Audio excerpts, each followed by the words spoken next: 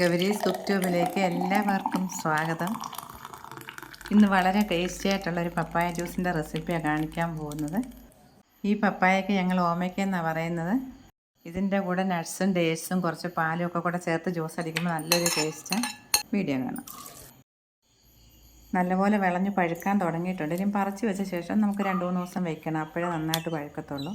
അതിന് ശേഷം വേണം ജ്യൂസ് അടിക്കേണ്ടുന്നത്. പഴുത്ത് കഴിഞ്ഞപ്പോൾ ഞാനിതെടുത്ത് ഫ്രിഡ്ജ് വെച്ച് നന്നായിട്ടൊന്ന് തണുക്കുന്നതിന് വേണ്ടി. അപ്പോൾ ഈ ഓമയ്ക്ക് ഏറ്റവും കൂടുതൽ പഴുത്തത്. അപ്പോൾ അത് വെച്ചിട്ട് നമുക്ക് ജ്യൂസ് ഉണ്ടാക്കാം. തൊലിയൊക്കെ ചെത്തി മാറ്റിയിട്ടുണ്ട്.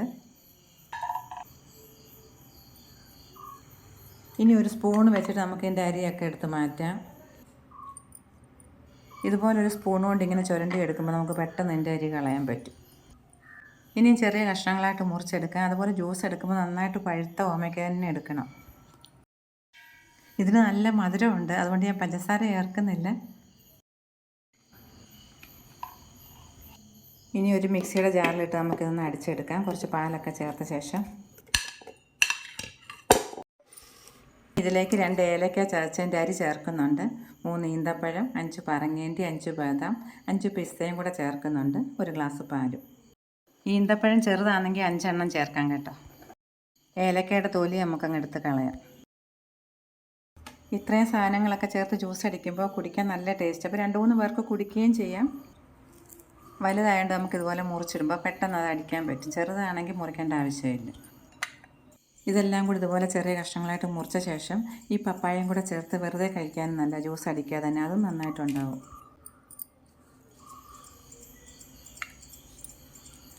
ബദാം നമുക്ക് കുതിർത്തും ചേർക്കാം. ഇത് നമ്മൾ കുതിർക്കാതെയാണ് ചേർക്കുന്നത്.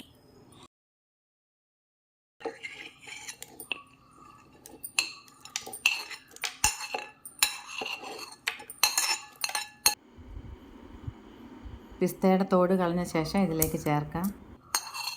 ജ്യൂസ് അടിക്കുന്നതിന് വേണ്ടി ഇതിന് 1 ഗ്ലാസ് പാലാണ് എടുക്കുന്നത്. കാച്ചിയ ശേഷം ഫ്രിഡ്ജ് വെച്ച് നന്നായിട്ട് തണുപ്പിച്ചെടുത്തിട്ടുണ്ട്.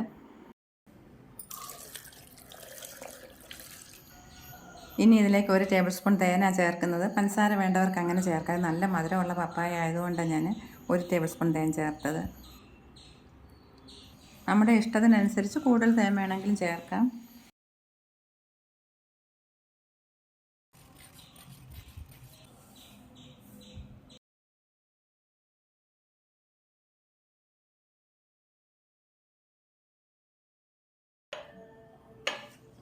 ഇത് കുടിക്കാൻ പരുവത്തിനുള്ള ജ്യൂസായിട്ടാണ് കിട്ടിയിരിക്കുന്നത്. ഒരുപാട് കട്ടിയൊന്നുമില്ല.